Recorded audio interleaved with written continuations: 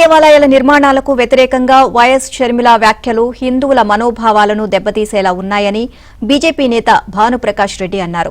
బేషరతుగా హిందువులకు వైఎస్ షర్మిల క్షమాపణ చెప్పాలి అని భానుప్రకాష్ రెడ్డి డిమాండ్ చేశారు.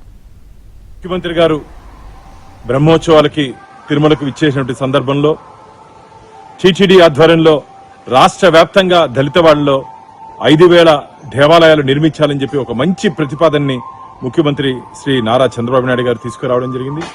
దాన్ని నిన్న హిందూ వ్యతిరేకి హిందూ ధర్మాన్ని కొన్ని సంవత్సరాలుగా నాశనం చేయాలని చెప్పి కుట్రలు పన్నుతున్నటువంటి వైఎస్ షర్మిలమ్మ 5,000 దేవాలయాలు అవసరం లేదు, కాంగ్రెస్ పార్టీ మేము దీన్ని తీవ్రంగా వ్యతిరేకిస్తున్నాం, ఆ ప్రతిపాదన వెనక్కి తీసుకోవాలని చెప్పడాన్ని భారతీయ జనతా పార్టీ తీవ్రంగా వ్యతిరేకిస్తున్నది. అసలు ఏమాత ఇంకిత జ్ఞానం ఉన్నా ఇలాంటి మాటలు మాట్లాడరు. మీరు మీ కుటుంబం కొన్ని సంవత్సరాలుగా హిందూ ధర్మం వినాశనం కోసం పనిచేశారని చెప్పి రాష్ట్ర ప్రజలందరికీ తెలుసు. ఇది మంచిది కాదు. షర్మిలమ్మ గారు అసలు ఏ రోజైనా సరే తిరుమల కొండకొచ్చారా, తిరుమల మెట్లెక్కారా?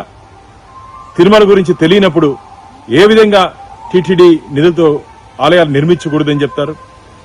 మీకు హిందూ మతం మీద విశ్వాసం నమ్మకం లేకపోతే జెరూసలేంకి వెళ్ళండి.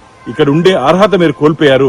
వెంటనే గోవింద భక్తులకి హిందువులకి క్షమాపణ చెప్పాలని చెప్పి భారతీయ జనతా పార్టీ డిమాండ్ చేస్తూ, అలాగే చంద్రబాబు నాయుడు గారు ఆర్ఎస్ఎస్ భావజాలంట. అవును, దేశం కోసం ధర్మం కోసం పనిచేస్తున్నటువంటి సంస్థ రాష్ట్రీయ స్వయం సేవక్.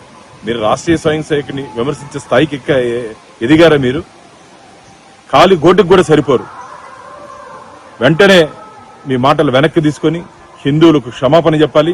లేకపోతే హిందువుల దగ్గర రాబో రోజుల్లో మీరు తన్నులు తినే రోజులు దగ్గరలోనే ఉందని చెప్పి